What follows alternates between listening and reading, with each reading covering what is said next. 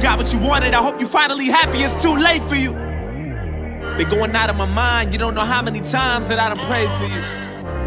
I hope you hear me, goddammit, cause I got so much shit that I wanna say to you. I used to shine, now I'm all in the dark. I remember I used to tell you to follow your heart, but goddammit, look at you now, it's all of your fault, how could you?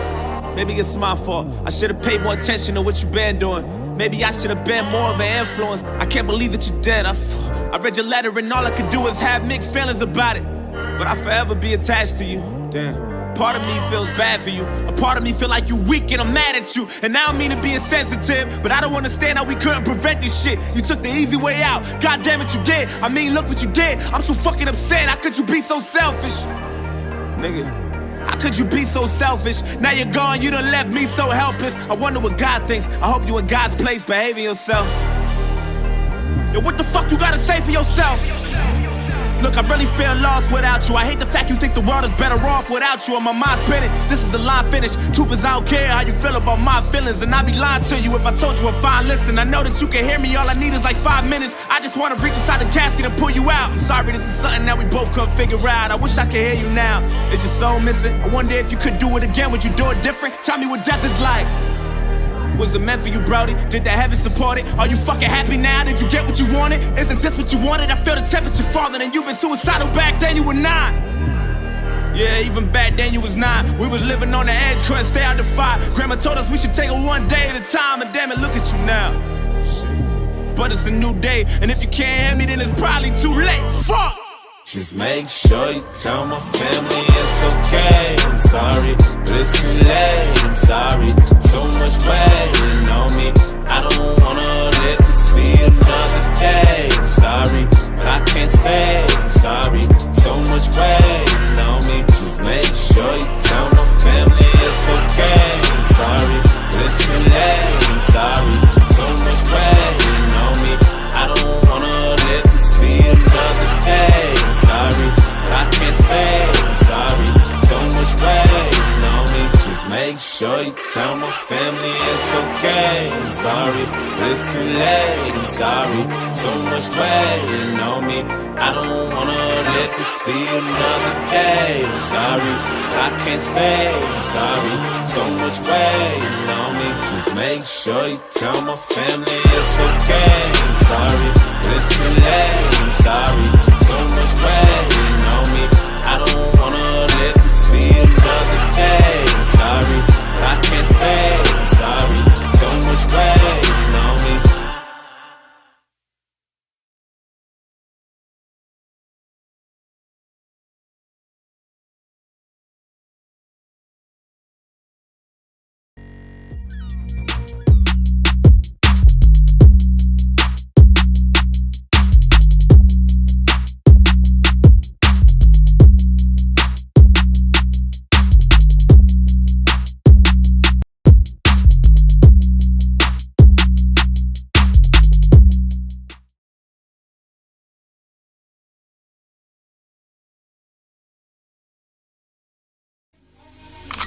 Maybach music.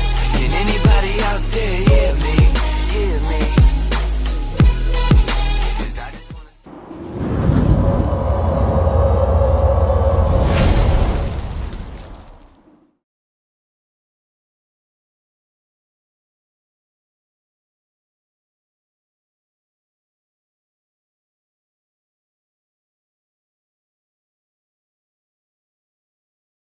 On this team, we fight for that itch. On this team, we tear ourselves and everyone else around us to pieces for that itch. Coming in at 320 kilobytes per second, it's time for MattieC's Sports for you and me. What the fuck is up? They ain't touching me for nothing. Gang shit is not my business. I ain't not the one to fuck with. All right, everybody, MattieC Sports on this wintry day. I'm here with Alyssa Tortora, who just had a big win in Cage Titan 68. How are you doing this wintry afternoon? I'm good. How are you? As I said, living the dream, living the dream. So you came into the hall and you did your thing, and it was from what I saw, very well executed. Just everything you did looked like it was done by good training. Of course, you're in a Joe Lauzon gym with so many people who are talented and just do their thing. And, you guys can roll, you can punch and do all that stuff. So did you feel the same way for your performance the other Cage Titan 68? Yeah, I mean, like you said, I get to train at Lausanne MMA, so I feel really lucky. I feel like I'm with some of the best people in New England. So last camp as well as this camp, I just feel really well prepared, which obviously helps with my confidence going into these fights, especially it being like my first few amateur fights, still like kind of getting the feel for like what I want to do and kind of like what my style is going to be like. So, yeah, I'm honestly just really grateful for the coaches and training partners I get to work with. And you guys have a plethora of people. And I mean, you have guys that were previously in there. You had Andrew Valdina, who's currently part of the crew, Peter Barrett, Jay Perrin, which I saw you take him down pretty good. So that's all good there too. Just the people over there are just, I've been to Lausanne's gym over there and everybody's just so welcoming. And it's like, at first I was like, oh, I was a little intimidated, but you go in, it's just a warm welcome over there. And got to convince my daughter to get in there and join some classes. But Oh yeah, for sure. But for you, like, what got you into this sport? Like, what got you into mixed martial arts? Well, I did a year of wrestling in high school. And there was one other girl on my wrestling team, Erin Johnson, who used to train at Lausanne. So when I saw her debut, I like knew nothing about MMA, but I was like, that looks really fun. I want to do that. So she introduced me to jujitsu. I think I started training at Lauzon's back in like 2020. So it's been 5 years I've been there. And yeah, that's basically how I got into it. I started training at Lauzon's, like not knowing anything about MMA or jujitsu, but I knew that I wanted to fight one day. And I've, ever since I signed up, been in the gym like nonstop. I love it there. And like I said, you have a vast amount of people there. How does it feel to have like a guy like Joe Lauzon in your corner and like, giving you advice while you were fighting? I mean, it seemed like everything that you did, like I said, was just pretty much perfect. Like your ground game was perfect. Your, your striking when you needed. I mean, it didn't take long for you in the first round, but just everything you did was so well choreographed and well done that it's like it was almost like a movie. Like it was crazy. So like, do you feel like you executed the way you wanted to that first fight? Yeah, I mean, I really couldn't have asked for a better debut. And um, like I said, back in 2020 when I joined Lausanne's, like Joe has always been my main grappling coach. So a lot of my like jujitsu and especially like my MMA grappling comes from Joe and what he likes to do. And obviously, like that's like his specialty. He's like amazing at that stuff. Um, so having him in my corner definitely did help with my confidence, especially because I have like all the training to back it up and like good training partners, good coaches. Um, so it really is a blessing, and I really am grateful for Joe and like everything he's done for me. But yeah, I think we definitely have like similar styles because of how long I've been working with him. And I kind of considered, like, I thought about and I saw, like, Joe was always a silent killer. Like he never really talked the big game, but when he was in the cage, he talked that game. And then like for you, Yeah. it seems like you're the same way, just like the quiet type. But like once you get into that octagon, you're like, it's on.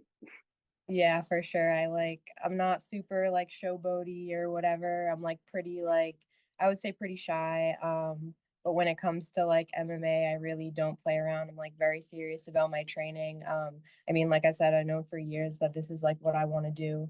Um, so yeah, when it comes down to it, I just get in the zone and I'm very confident with myself and my training. Well, how did it feel? Like, this is a big question. How did you feel like when the hall erupted after you got that big win? Um, it's funny because like I said, I'm not super like showboaty. Usually people are like running around screaming after they win. But it was super surreal. It was like very like overwhelming. But obviously that's exactly like how I wanted the fight to go. I couldn't really ask for it to go better. So it felt really good. You kind of just put yourself down on the mat and was just like, all right, it only took Yeah. me one round. Like, I'm good. Like, the training was worth it. And this is what I wanted to execute. So it to me, it was like, you're just showing class and sportsmanship, and you don't have to, throw your mouthpiece in the air, or you Yeah. have to jump on top of the cage. I don't know how they do it, man. It's crazy. Yeah, it definitely was a huge relief because that was like obviously only like a minute and a half of my life, but behind that was like 5+ years of training almost every day. So it was like a huge relief. Well, 5 years of training definitely showed that day. Definitely showed.